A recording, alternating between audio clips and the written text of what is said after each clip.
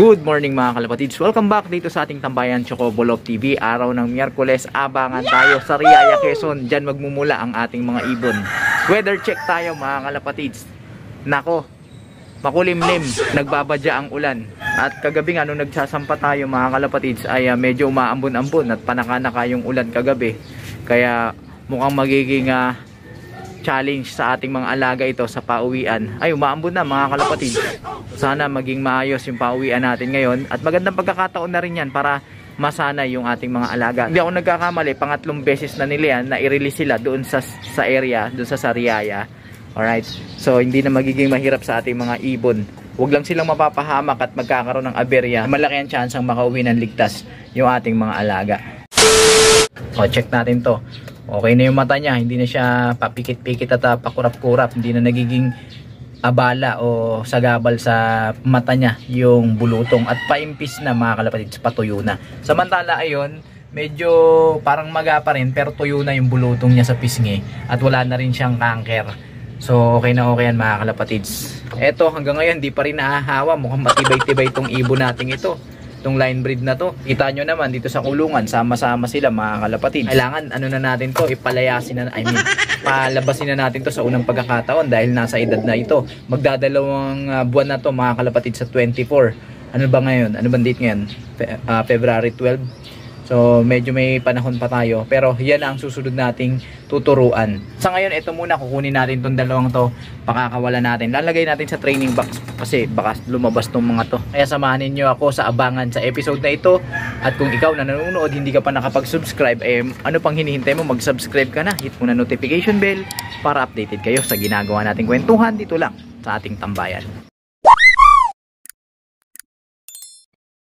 No animals were harmed during the filming of this video. Kunin natin to. Dito natin sila ilalagay. Alright. Tingnan nyo. Oh. Teritoryo na sila. Ito naman yung isa mga kalapatids.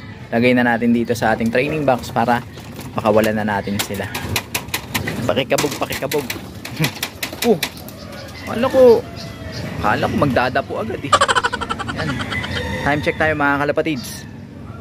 Mag-8:30, 7:29 ng umaga. Sana tumagal yung ating mga alaga. Mga nakaraang episode natin nung nag-mid-toss tayo mga kalapatids, nasunog yung ating ibon na si Erit sa 100 kilometers air distance. Ngayon naman, titignan natin kung ganun pa rin yung mangyayari sa kanya.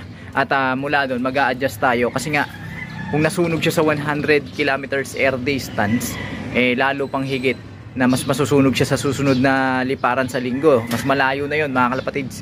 Hindi ko lang alam kung saan ang bitaw nun, pero mukhang almost 300 kilometers na ata kung hindi ako nagkakamali. Kasi nung nakaraan 250 kilometers yung nilipad nila sa Pasakaw, Camarines Sur. So tignan natin mga kalapatids. At eto nga pala yung ating training box mga kalapatids. I-out ko to sa mga naghahanap ng training box dyan. Eto mga kalapatids, medium size, pwede to sa inyo. Wala namang issue to mga kalapatids. Ang dahilan lang kaya ako siya i-out ay dahil masyado siyang malaki. Oo, kita nyo naman, tayo maglilipad tayo, 2, 3, ganun lang, makakalog-kalog. Doon sa maraming panlipad, maraming ibon na nagtitraining, pwede to. Pero sa kagaya kong 2, 3, ganun lang yung nililipad natin, hindi uubra to. Bihira rin naman ako mag-toss ng sabay-sabay. Kaya hindi nababagay sa akin. So bala ko palitan lang yung pang 1 o 2 training box. Binili ko to last year lang. Meron niyang screen sa ilalim mga kalapatids. Mga nangangailangan dyan ng training box, eto available tayo mga kalapatids. PM nyo lang ako sa ating Facebook page. Meanwhile, yun pa rin yung 2 ibon natin mga kalapatids. So, nag-acrobat. Pagka ganyan, hindi pa pwedeng itos yan. Yung akala mo nakawala sa koral. Ayan pagka sumerga kayo, akala mo ninja eh. Ayun, pumunta doon sa malayo. Ayan, lumayo kayo, lumipad kayo ng mataas.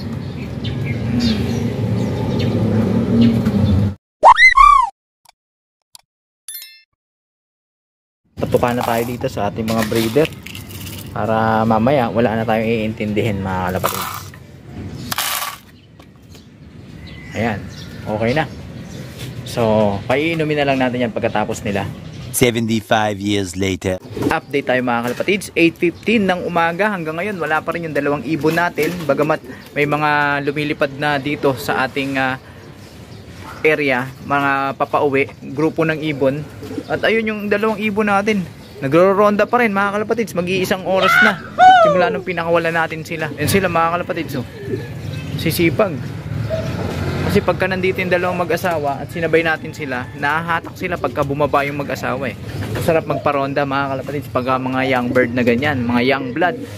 Napaka-energetic. Kaya pagka gusto nyo tumagal yung ronda ng mga alaga ninyo, huwag nyo sasabay dun sa mga old birds na hinahagis nyo na. Ayan na sila. Mabalik na. Nakaready na mga kalapatids yung ating ipagsasalubong sa ating mga alaga. Electrolytes na may probiotics lang naman. Tapos pagdating sa patuka, transition tayo mga kalapatids. So 50-50, 15 breeder mix para makabawi sila dun sa muscles na kahit papaano sinunog nila sa mid-toss. And then start na tayo ng pagbibigay ng fuel mix natin. So ito, 50-50 mga kalapatids. Yan, haluin natin. A few moments later. Update tayo mga kalapatids. Ito na si Naruto. Pauwi na. Time check 8:35. Mga kalapatids, uminom na. Daming ininom. Walang wala na sa kanya yung 100 kilometers. Sanay na yung ating ibon na to. Ayun, namamarako pa. Naghahanap ng gulo. Naghahari-harian. Antay-antay pa tayo dun sa isa. Update tayo mga kalapatids. Kararating lang. Ito si Eric, nauna si Naruto ng mahigit 10 minutes, 12 minutes yata yung pagitan nila. Ayan na, tumuka agad mga kalapatid. Inipo ko, nagsunog pa rin ng muscles. Medyo nangayayat yung ating ibon na to. So kailangan talagang alalayan natin to mga kalapatids para hindi siya madurog ng husto sa susunod na liparan. Kaya ayan, hayaan natin siya dyan kumain at nakaredy na rin yung kanyang tubig na iinumin. Ayan, magpakabusog ka dyan. So hayaan na lang natin tong dalawang tong magpahinga. Samantala, yung dalawang ibon natin ay nandoon pa rin sa taas. Ayaw pang pumasok, pasaway. Pero bahala sila sa buhay nila. Hindi na sila makakatuka para sa araw na ito. Okay, so maraming salamat mga kalapatid sa inyong pakikitambay, pakikiabang dito sa ating munting tambayan. Patuloy lang na tumutok sa mga susunod nating episode at nalalapit na ang 4th lap liparan ng ating mga mahihinang nilalang. Okay? So mag-like, comment, share kung nagustuhan mo ang video ito. Sa mga hindi pa nakapag-subscribe dyan, ulit mag-subscribe na kayo. Hit nyo na notification bell para updated kayo sa ginagawa nating kwentuhan, nakapupulutan ng mga kaalaman.